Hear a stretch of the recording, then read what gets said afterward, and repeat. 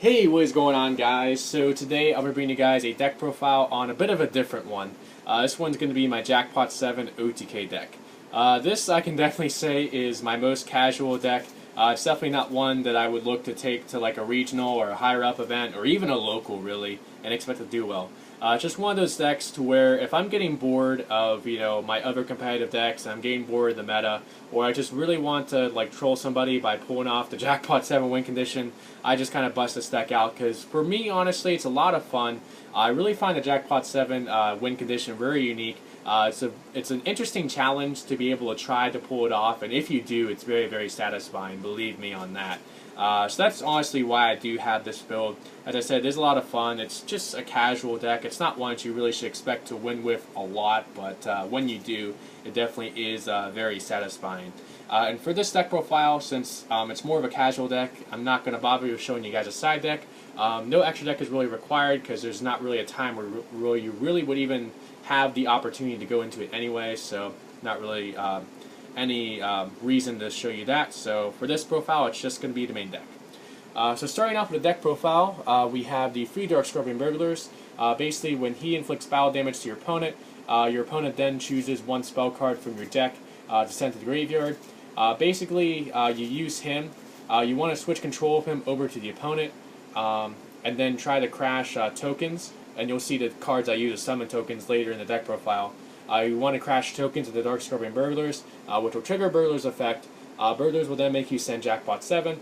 Then, of course, with Jackpot 7, when it's sent to the graveyard by your opponent's effect, which Burglars would be when it's under your opponent's control, you can then banish Jackpot 7, and then if you get free Jackpot 7s banished through that way, you do win the duel. So that's the whole point of Burglars in the deck. It's there to help with your win condition. Then I do run the free card deed to try to dig deeper into my deck to get those combo pieces that I need. It's really the only normal summon I go into outside of Burglars in the deck, so free card deed definitely is good. The free Swiss Scarecrow to try to stall. Since I do run Scapegoat in the deck, which summons 4 to my field, I don't run Battle Fader because that can clog up my monster spaces too much to where I then don't have room for my Burglars. So that's why I do run Swiss Scarecrow over Battle Fader in the deck. Then for the final monster, I run the 2 Max C. Everything's special summons now, and I really just need to dig through my deck to get to those combo pieces, so Max C does help a lot with that. So that was 10 monsters. Now for the spells. Starting off, we of course have the card that gets us the win condition, the free Jackpot 7. As I said, when it's sent to the graveyard by an opponent's card effect, you can banish it, and then if you get free banished in that manner, you do win the duel. And then you can activate it from your hand to actually shuffle Jackpot 7 back into the deck. To try to pull out the combo if you dead draw Jackpot 7. And what's neat too is you can set them as bluffs, and if your opponent does like MST them or get them off the board or send them to the graveyard by something like Exciton Knight or Black Rose, they will be triggering Jackpot 7's effect, so that's also a neat thing about it too.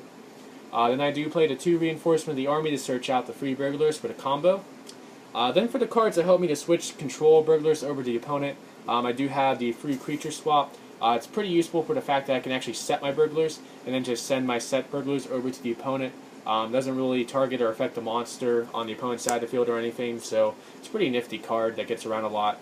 The 2 Mystic Box. Of course, with this, I can destroy one of my opponent's monsters and then give control of one of my monsters over to them.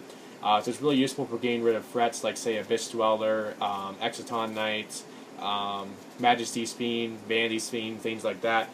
Just so I can get them off the board so I can go for my combo.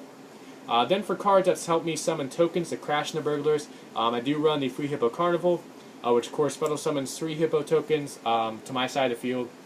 And the thing that actually makes this a bit better than Scapegoat is the fact that I can actually still normal summon or set the turn that I play Hippo Carnival. So if I actually open the hand with either Rhoda or Burglars, plus Hippo Carnival, plus either Creature Swap or Mystic Box if I'm going second, I can actually FDK my opponent with that free card combo. So Hippo Carnival is pretty neat for that because you can just use it that turn and go for the OTK right then and there.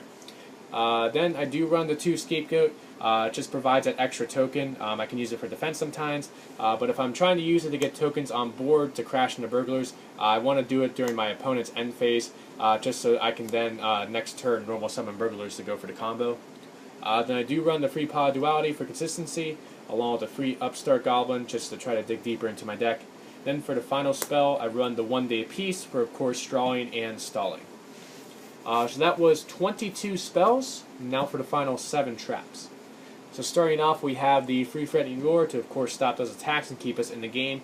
The thing to definitely keep in mind with this deck is since you're wanting to crash 0 attack tokens into Burglars, which is 1,000 attack and 1,000 defense, you do need at least a little over 3,000 life points to be able to go for the win condition combo, because you're going to be losing a total of 3,000 life points in most cases to try to go for that Jackpot 7 combo. Of course, if you already have one banished by its effect, by being sent to the graveyard by an opponent's card effect, you may only have to go for 2 or 1 Jackpot 7 combo play, but most of the times you're going for 3, so do keep in mind that you need to manage your life points carefully to make sure that you have enough to go for the combo. Then I do run a 2 Divine Wrath. Biggest reason I run this over other effect negation cards like Breakthrough Skill, Fiendish Chain, or Effect Veiler is for the fact that it can negate a monster effect from anywhere. That includes graveyard and hand. So it can stop things like Effect Veiler, stop things like Farfa that can get in the way of my combo. It can also stop Necroz of Valkyris, which can stop my attacks and end the battle phase, so Divine Wrath is definitely useful for that. Then finally, I do run the 2-roll Decree to try to stop all that back row. Since this deck does rely on the battle phase, I do need to stop things like Mirror Force, Torrential Tribute, Bottomless, Compulse, Fiendish Chain, Skill Drain, all those things that would get in the way of my combo. So that is it for the deck profile, guys. I do hope you guys enjoyed it. Please let me know what you think in the comment section below, and of course if you liked the video, please do so. Feel free to subscribe as well. I definitely want to know what you guys think about this deck in the comment section below. If you have any suggestions as far as how I can make this deck a little bit more consistent, a little bit more viable, I definitely am open to that as well. And of course, these are the tokens I would use with my Hippo Carnival and Scapegoats for that purpose. So thank you guys so much for watching, and I will catch you guys next time.